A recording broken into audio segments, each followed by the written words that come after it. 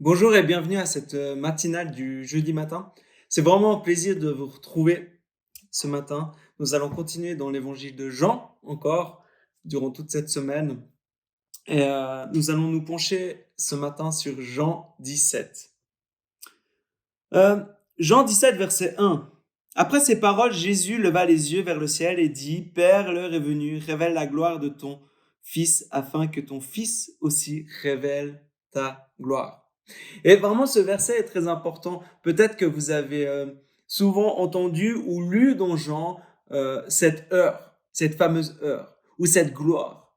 Jésus parle souvent, c'est pas ma gloire, ou c'est pas encore mon heure. Mais là, Jésus dit, c'est mon heure, c'est maintenant. C'est maintenant que tout va se jouer. Et c'est vraiment très intéressant ce côté heure, ce côté gloire. C'est vraiment, ça annonce en fait euh, la mort de Jésus. Et là, nous sommes jeudi saint et demain, vendredi, c'est justement sa mort à la croix. Et là, nous sommes juste avant l'arrestation de Jésus, où vous vous souvenez, il est avec les disciples, et puis là, c'est un peu la conclusion de ce qui va dire tout aux disciples, il finit par une prière. Et là, il dit, voilà, mon heure est venue. Je vais mourir sur la croix dans quelques jours. Ici, nous sommes jeudi, ça sera demain. Et la gloire du Fils, la gloire de Jésus, l'heure de Jésus, c'est pas seulement sa mort qui est là pour enlever les blessures, pour enlever les meurtrissures, et puis pour nous purifier surtout de nos péchés, pour nous donner accès à cette vie éternelle. Mais la gloire, c'est non seulement sa mort, mais c'est surtout sa résurrection. C'est les deux. Sans mort, il n'y a pas de résurrection, hein, logique. Et sans mort, sans résurrection, il n'y aurait pas la victoire sur la mort. Il n'y aurait pas cet accès à cette vie éternelle. Donc nous sommes vraiment dans ce moment-là. Et j'aime beaucoup ce verset, parce que ce chapitre, parce que au verset entre 10 et 13, je vous laisserai lire, Jésus, il dit, Père, moi j'étais avec eux là, je les aidais. Et des fois, je ne sais pas si vous avez eu cette pensée, mais moi je me suis dit, mais j'aurais tellement voulu connaître Jésus. Est-ce que je l'aurais suivi ou pas? J'en sais rien. Honnêtement, j'en sais rien. J'espère. Mais ce que je sais, c'est que si je l'avais suivi, ça aurait été tellement beau. Des moments incroyables avec Jésus. En chair et en os, imaginez-vous là. Et puis là, les disciples l'ont connu. Et puis Jésus dit, ben voilà, mon heure est venue, ma gloire, ta gloire est venue. Et pour cela, ben, faut que je parte. Faut que je parte. Et là, c'est vraiment quelque chose d'important de ce que Jésus dit. Il nous rend sensibles à ça. Il dit, ma Père, comme je suis pas là, garde-les. Il se remet à son Père pour garder les disciples. Et il dit au verset 14, je leur ai donné ta parole et le monde les a détestés parce qu'ils ne sont pas du monde, tout comme moi, je ne suis pas du monde. Jésus, il dit, oui, c'est incroyable. La joie complète, il parle de joie complète aussi très, au verset 13. La vie avec Jésus, c'est une joie complète. C'est un soutien, c'est une consolation. C'est l'espérance d'avoir la vie éternelle après la mort. C'est tellement de choses. Mais c'est aussi la réalité ici, terrestre. Il y a toujours un combat.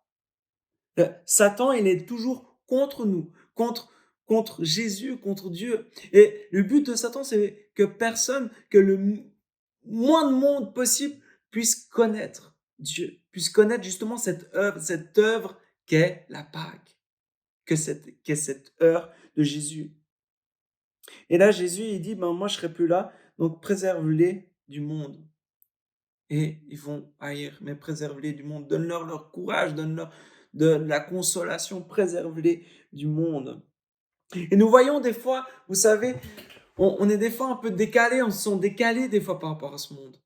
Dans les discussions, dans nos comportements, des fois on a l'impression d'être un peu à côté. Et là, Jésus, c'est ce qu'il dit. Il dit, ben oui, vous êtes un peu à côté. Avec le Saint-Esprit, avec la réalité céleste que vous avez, avec le royaume de Dieu que vous apportez sur terre, vous êtes à côté de ce monde. Vous apportez la lumière alors que le monde cherche les ténèbres, cherche à apporter les ténèbres. Et c'est ça qui est vraiment très intéressant et que je veux vous encourager aujourd'hui. C'est d'apporter la lumière dans ce monde de ténèbres. Et vous savez, nous ne sommes pas tout seuls à le faire. Nous ne sommes pas seuls. Déjà, nous sommes tous ensemble, frères et sœurs. Jésus, il parle, verset 20-21, je ne prie pas pour eux seulement, mais encore pour ceux qui croiront en moi à travers leurs paroles. Donc nous, il prie, cette prière est pour nous aussi, afin que tous soient un comme toi, Père, tu es en moi, et comme je suis en toi, afin que qu'eux aussi soient un en nous, pour que le monde croie que tu m'as envoyé. Et c'est par ça, c'est par l'amour qu'on porte entre nous que nous serons des témoins aussi. Des témoins. Vous savez, je me souviens d'une parole, d'un témoignage de David Rosset, le pasteur de la fraternelle. Il disait, on était à Connexion, je ne sais pas si vous connaissez, c'est une œuvre d'évangélisation, d'animation de quartier avant le Covid. Et il y a quelqu'un qui est arrivé puis qui lui a dit, OK, ben c'est qui organise ça, tout ça, c'est génial. Puis David il dit, ben écoutez, on est protestants, catholiques, évangéliques. Et la personne lui a répondu, waouh, quelle preuve d'amour que les communautés puissent travailler ensemble. Et nous ne sommes pas tout seuls, justement, nous sommes entre frères et sœurs. Et encore, nous avons encore l'amour du Père. Et nous avons Jésus en nous qui vient nous aider. C'est la puissance du Saint-Esprit qui vient nous aider chaque jour, qui vient nous consoler, qui vient nous travailler, qui vient nous aider, nous dire va plutôt là, va plutôt là. Et des fois, c'est difficile. Verset 26, il dit, je leur ai fait connaître ton nom. Jésus a fait connaître le nom du Père. Et je leur ferai connaître encore, Jésus, encore maintenant, encore aujourd'hui. Il fait encore cela, afin que l'amour dont tu m'as aimé soit en eux et que moi je sois en eux. Jésus nous suit chaque jour. Il nous aime chaque jour. Et je veux vous encourager aujourd'hui à être dans la lumière. Malgré la souffrance, oui, des fois c'est dur. Il ne faut pas nier cette souffrance. Elle est importante. Mais on a un consolateur. En Jean 14, le Saint-Esprit est un consolateur, est un avocat. Et Jésus est encore là, encore aujourd'hui. Son amour dure à toujours. Et je voulais vous encourager ce matin à lire ce texte, à relire ce texte, à manger ce texte. Soyez richement bénis durant cette journée. À bientôt.